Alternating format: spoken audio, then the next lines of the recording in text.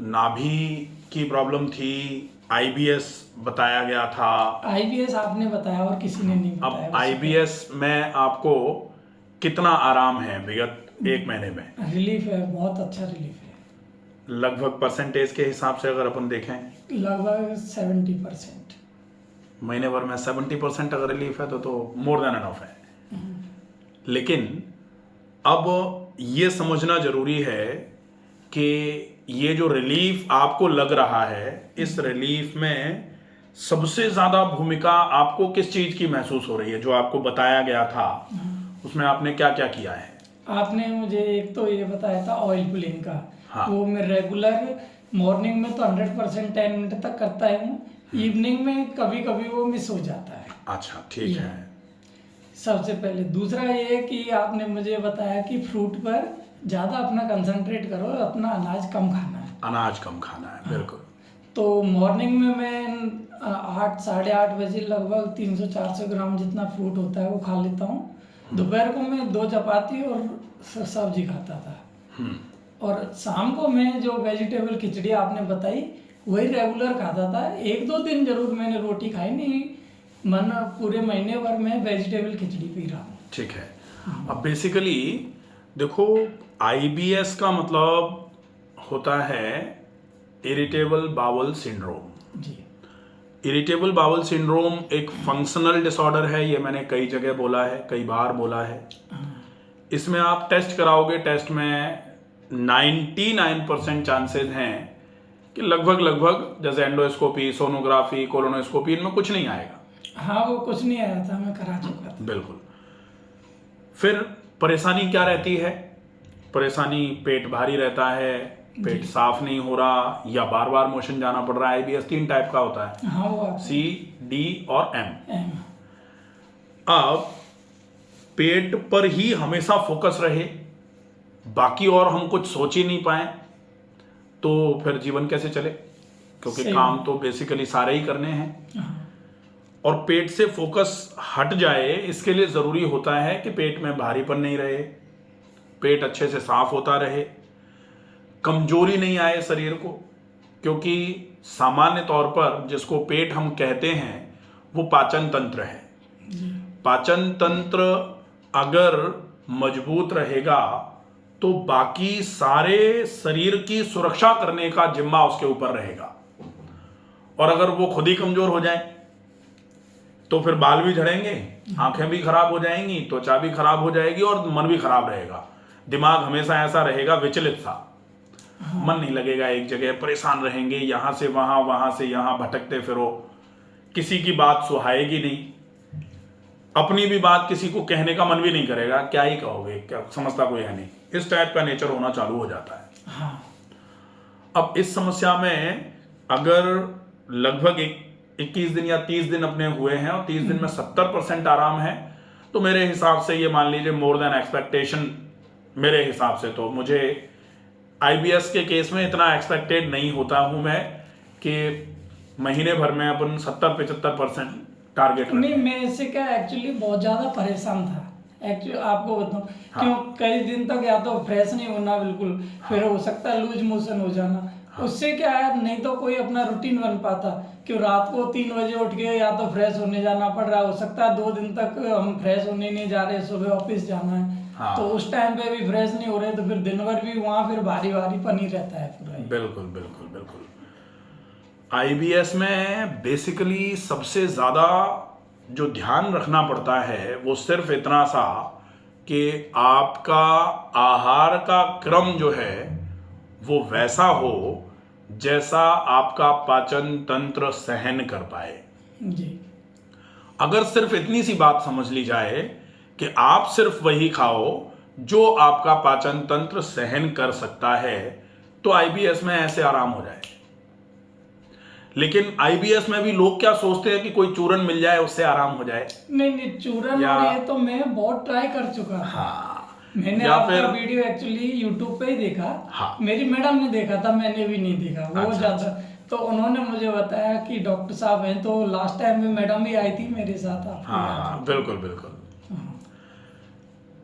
फिर आईबीएस जैसी बीमारी में कारण पर सबसे ज़्यादा फोकस किया जाना चाहिए, और आईबीएस का कारण अभी तक अननोन एटियोलॉजी माना जाता है कि भाई एटियोलॉजी पता नहीं है, कारण बोले पता ही नहीं क्या होता है। हम मान के चलते हैं कि आईबीएस का कारण सेडेंट्री लाइफस्टाइल है। सेडेंट्री लाइफस्टाइल में सब चीज़ें आ जाती हैं, व्यायाम की कमी भी आ जाती है, खाने पीने का असंतुलन भी आ जाता है, खाने पीने की टाइमिंग का ख़राब होना भी आ जाता है, अच्छा बन गया तो ज़्यादा खा लिया, अच्छा नहीं बना तो बिल्कुल नहीं खाया, बाहर का खा लिया, मैदा खा लिया, मसाले खा लिए, कढ़ाई में तली हुई चीज़ें लगातार खाए जा रहे हैं। पहले पहले सिस्टम जो है वो थोड़ा आगाह करता है, बाद में फिर वो भी छोड़ देता है, वो मानते हो नहीं, छोड़ो हम काय के लिए बताएं। तो इस तरीके का जो सिस्टम पर बार बार करके, जैसे होता है ना कि इरिटेट किसी को करो तो वो अंत में छोड़ देता है, भाड़ में जाओ यार, इरिटेट करके रख दिया है। तो ये आंतों का वही इरिटेशन है, इसीलिए तो इसको बोला जाता है इरिटेबल बाउल। इरिटेबल बाउल का मतलब आंतों का इरिटेशन, बाउल मतलब आंतें, इरिटेबल मतलब इरिटेशन। सिंड्रोम है तो सिंड्रोम का मतलब होता है ग्रुप ऑफ सिम्टम्स, कई सारे प्रकार के सिम्टम्स इसमें आपको मिलेंगे, एक ही जरूरी नहीं है कि पेट का ही मिले। आपको B12 कम हो जाएगा, आपका आयरन कम हो जाएगा, हीमोग्लोबिन गिर जाएगा, आरबीसी कम हो जाएगी, धीरे धीरे करके शरीर में कमजोरियां बढ़ जाएंगी। है कि इससे कम होने से WBC अगर बढ़ेगी तो कोई और रीजन रहेगा, आईबीएस में WBC नहीं बढ़ती है जनरली। इसके अलावा इसका रीजन ये होता है, आईबीएस में डिप्रेशन आ जाता है, आईबीएस में एंजाइटी आ जाती है, मैनिक डिप्रेसिव साइकोसिस हो जाती है। कभी कभी लोग इतने परेशान हो जाते हैं कि आपस में फैमिली डिस्प्यूट्स होना चालू हो जाते हैं जी। अगर शादी कर रखी है तो हस्बैंड वाइफ की नहीं बन रही, वाइफ को है तो हस्बैंड से नहीं बन रही, हस्बैंड को है तो वाइफ से नहीं बन रही, शादी नहीं कर रखी तो माँ बाप से नहीं बन रही, भाई बहन से नहीं बन रही। जो अनमैरिड होते हैं उनको भी आईबीएस है ही। कई मेरे पास कई बच्चे ऐसे इस तरीके के आते हैं जिन्होंने अभी शादी नहीं करी है। अब उनको ये लगता है कि सर आप तो ये बता दो शादी करें भी कि नहीं करें, होंगे भी ठीक नहीं होंगे। इस लेवल का इरिटेशन दिमाग में आ जाता है वो आंत में जो था। इसीलिए आईबीएस में गट ब्रेन एक्सेस का भी काम होता है। गट ब्रेन एक्सेस का मतलब अमाशय, आंत और ब्रेन, ये दोनों एक दूसरे के साथ सामंजस्य में मिलकर के एक दूसरे की मदद करना चालू कर देते हैं। अब मदद कैसी होगी कि अगर पेट खराब है तो दिमाग खराब, दिमाग थोड़ा और खराब हो गया तो पेट और ज्यादा खराब। अब ठीक करने के लिए क्या करना पड़ेगा? लोग कहते हैं कि दिमाग ठीक कर लो पेट ठीक हो जाएगा, उसके लिए जरूरी है पेट का ठीक होना, तभी तो दिमाग ठीक होगा। तो एक दूसरे के पूरक हैं दोनों, तो दोनों पर ही फोकस करना पड़ेगा। आप चाहें कि दिमाग को ठीक करके पेट को ठीक कर सकते हैं, तो फिर तो कोई ये भी कह सकता है कि पेट को ठीक करके दिमाग को ठीक किया जा सकता है, और दोनों ही एक तरीके से ठीक भी होंगे। तो अपने को दोनों को लेके चलना है, और दोनों को लेके चले अपन, डेफिनेटली रिजल्ट अपने सामने है। अब आगे जो फॉलोअप रहेगा उसका थोड़ा और अगर ढंग से ध्यान रख लेंगे तो ये समस्या बिल्कुल खत्म हो जाएगी। जो अपन कह रहे हैं कि 70%, ये 95%, 99% और प्रोबेबली 100%। प्रोबेबली 100% इसलिए कहा जा रहा है क्योंकि लोगों को विश्वास नहीं होता आईबीएस ठीक होता है। मैं तो जनरली गैस्ट्राइटिस ठीक होने की बात कहता हूं, तभी लोग कह देते हैं कि गैस्ट्राइटिस साहब किसी का ठीक नहीं हुआ। अब हमारे पास तो, मुझे तो ऐसा लगता है कि हजारों पेशेंट हैं हमारे ऐसे जो गैस्ट्राइटिस के बिल्कुल ठीक हैं। इरोजिव गैस्ट्राइटिस है, antral gastritis, pan gastritis, diffuse gastritis, हर तरीके के पेशेंट्स हैं, और हर तरीके के पेशेंट बहुत अच्छे आराम में हैं, बिल्कुल ठीक हैं, कोई दिक्कत नहीं आ रही। आईबीएस जैसी चीज को सामान्य तौर पर पब्लिकली अपन वैसे नहीं बोलते कि भाई ठीक कर देते हैं हम, क्योंकि पर्सन टू पर्सन वेरी करता है। आईबीएस के पेशेंट कभी कभी इतने ज्यादा पजल्ड रहते हैं कि वो कुछ फॉलो ही नहीं करना चाहते, तो अगर करेंगे नहीं तो फिर कैसे फॉलो अप, तो फिर आराम कैसे फॉलो करना जरूरी है। क्यों, मैं जयपुर में कई अच्छे डॉक्टरों को भी दिखा लिया था, पर वो क्या है कि ज्यादा 15 दिन 20 दिन रूटीन से रहता, फिर मेरे साथ ये प्रॉब्लम होती, या तो मैं मोशन नहीं जा रहा हूँ 2 दिन तक, हाँ। और फिर जा रहा हूँ 2 दिन के बाद तो हो सकता है लूज मोशन हो जाते थे। हाँ। फिर लूज मोशन का ऐसा है कि रात में 3-3 बार खड़ा होकर मुझे जाना पड़ता। हाँ, बिल्कुल बिल्कुल आईबीएस में उसमें मुझे रिलैक्स है। अब मैं मोशन दिन में 1 बार अच्छे से जाता हूँ। कभी कभी क्या गैस बनती है जो अपना वो, उसकी प्रॉब्लम आती है, और गैस ऐसी बनती है कि बहुत उस टाइम पे थोड़ा बहुत ज्यादा बहुत दिक्कत होती है। हाँ, वो दिक्कत कर देती है। अब इसमें कुछ 5 ऐसे की पॉइंट्स आप याद कर लो। सबसे पहला की पॉइंट, आपके सामने कितने भी व्यंजन पड़े रहे हैं, अगर भूख नहीं है तो नहीं खाना है। पहला पॉइंट।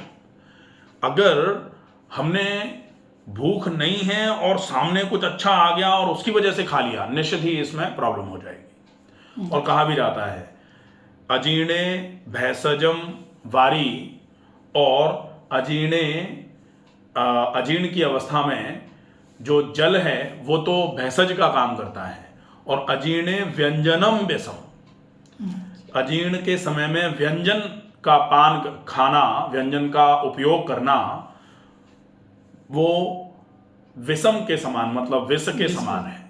तो एक काम तो ये ध्यान रखना है कि कितना भी अच्छा बना हो, अगर भूख नहीं है तो नहीं खाना है।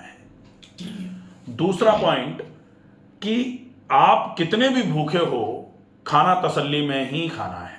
जैसे लगते हैं ना, अब क्या आप भूखों की तरह खा रहे हो, भूखों की तरह खाने का मतलब जल्दी जल्दी, तो आपको जल्दी में नहीं खाना है। आपको एक ग्रास को 60 बार ही चबा के खाना है।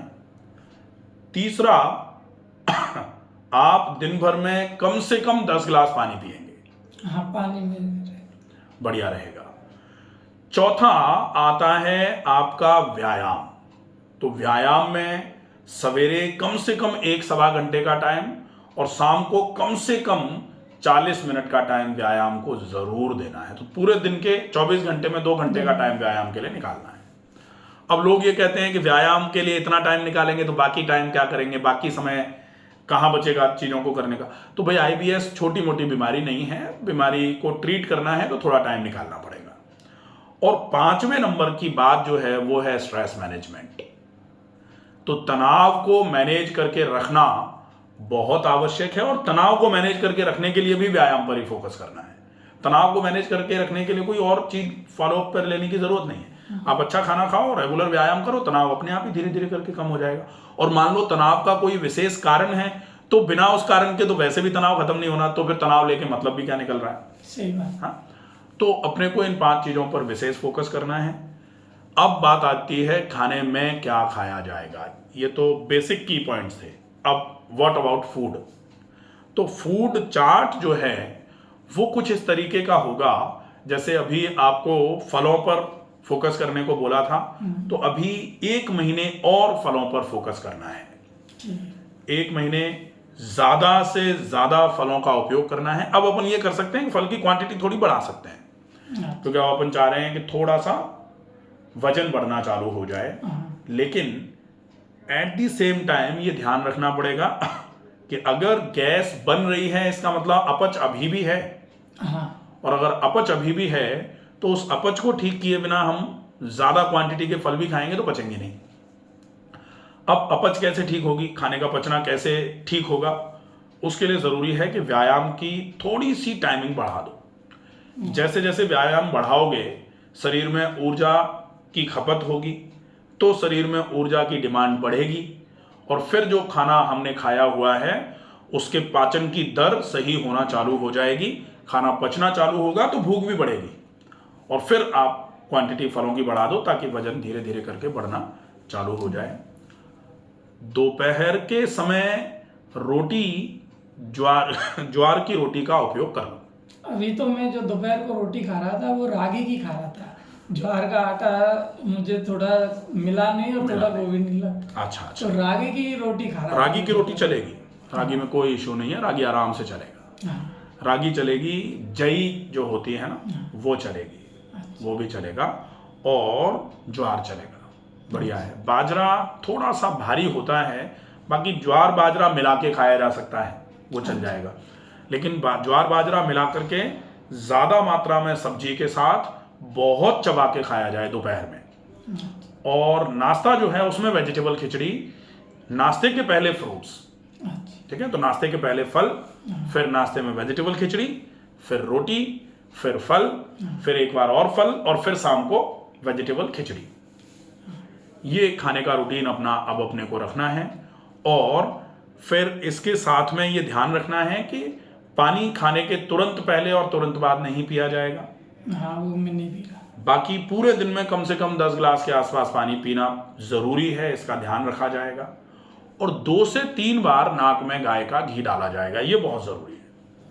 नस्य जिसको बोला जाता है, अगर ये इतना हो जाएगा तो डेफिनेटली ये मान लीजिए कि महीने भर में और लगभग 25% के आसपास आराम हो जाएगा, तो 95% पे अपन पहुंच जाएंगे। 2 महीने 3 महीने में लगभग ये समस्या बिल्कुल ख़त्म हो जाएगी।